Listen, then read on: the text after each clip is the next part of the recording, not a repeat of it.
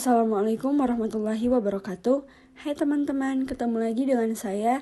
Perkenalkan, nama saya Natasha Anapu. Jadi, pada kali ini kita akan membahas materi yang berjudul uji normalitas. Uji normalitas adalah sebuah uji yang dilakukan dengan tujuan untuk menilai sebaran data pada sebuah kelompok data atau variabel.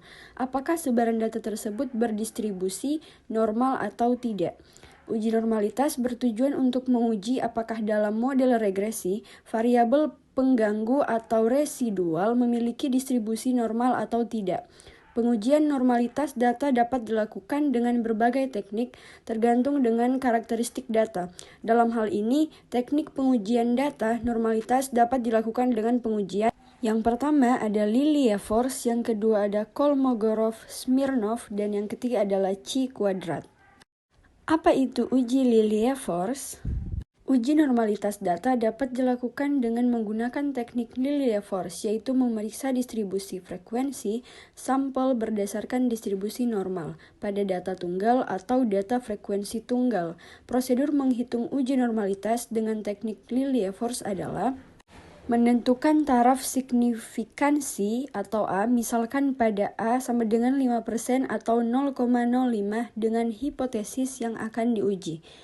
H0 atau data berdistribusi normal, H1 atau data tidak berdistribusi normal. Dengan kriteria pengujian yang ada pada gambar di layar.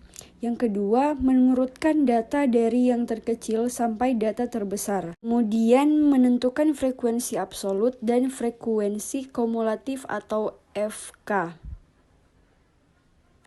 Selanjutnya, mengubah tanda skor menjadi bilangan baku atau ZI. Untuk mengubahnya digunakan rumus yaitu seperti pada layar. Selanjutnya, untuk menentukan F atau ZI digunakan nilai luas di bawah kurva normal baku. Jika harga ZI positif, maka dilakukan penjumlahan yaitu 0,5 tambah harga luas di bawah kurva normal, sedangkan jika harga ZI negatif, maka dilakukan pengurangan yaitu 0,5 kurang harga luas di bawah kurva norma.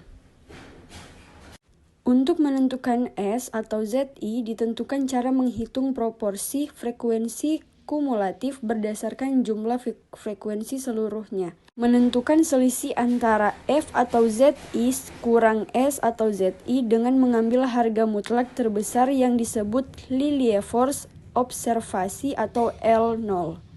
Kemudian melihat harga Lilliefors tabel LT untuk N sebanyak jumlah sampel dan taraf signifikansi pada A sama dengan 0,05. Jika harga L0 lebih kecil dari harga LT, maka pengujian data berasal dari sampel yang berdistribusi normal. Yang kedua, uji Kolmogorov-Smirnov. Uji normalitas data dapat dilakukan dengan menggunakan teknik Kolmogorov-Smirnov, yaitu memeriksa distribusi frekuensi sampel berdasarkan distribusi normal pada data tunggal atau data frekuensi tunggal. Prosedur menghitung uji normalitas dengan teknik Kolmogorov-Smirnov adalah menentukan taraf signifikansi atau A, misalkan pada A sama dengan 5% atau 0,05 dengan hipotesis yang akan diuji seperti di bawah, dengan kriteria pengujian yang ada pada layar. Kemudian susun data dari data yang terkecil ke data yang terbesar, susun frekuensi nilai yang sama, hitung nilai proporsi, hitung proporsi kumulatif, transformasi nilai data mentah X ke dalam angka baku Z dengan formula yang seperti di bawah. Selanjutnya tentukan nilai Z berdasarkan data angka baku Z. Hitung nilai A2 sama dengan KP kurang Z tabel harga mutlak nilai A2 hingga nilai A1 sama dengan P kurang A2 harga mutlak nilai A1. Cari A2 maksimum sebagai A max. Lakukan pengujian hipotesis dengan cara membandingkan nilai A1 dengan D tabel, kemudian nilai tabel Kolmogorov-Smirnov dengan kriteria seperti pada layar yang di bawah. Kemudian uji Chi-Quadrat. Membuat daftar distribusi frekuensi ke dalam bentuk data kelompok, mencari rerate data kelompok, mencari simpangan baku data kelompok, menentukan batas nyata atau tepi kelas tiap interval. Kemudian melakukan konversi setiap nilai tepi kelas X menjadi nilai baku. Nilai baku Z ditentukan dengan rumus seperti di bawah ini. Tentukan besar peluang setiap nilai Z berdasarkan tabel Z atau luas lengkungan di bawah kurva normal standar dari 0 ke Z dan disebut f Z1 dengan ketentuan seperti di bawah ini. Tentukan luas peluang normal L tiap kelas interval dengan cara mengurangi nilai f atau Z1 yang lebih besar di atas atau di bawahnya, yaitu seperti di bawah ini.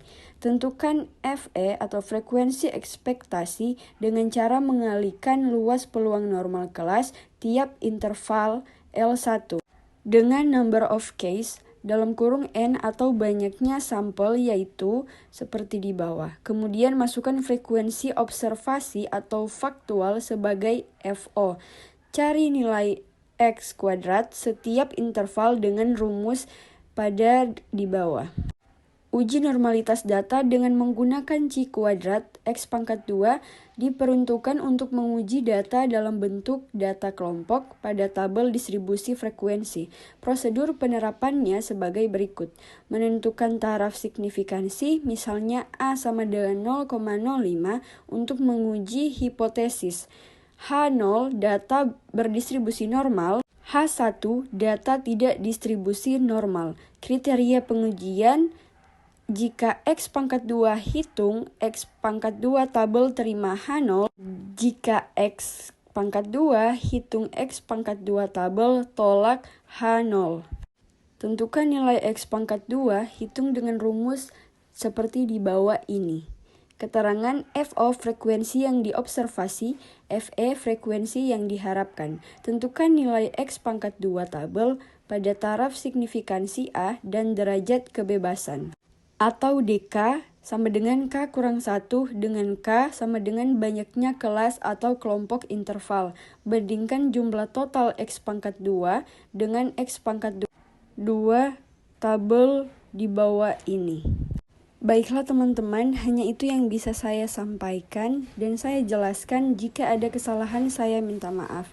Wabillahi taufiq wal hidayah. Wassalamualaikum warahmatullahi wabarakatuh.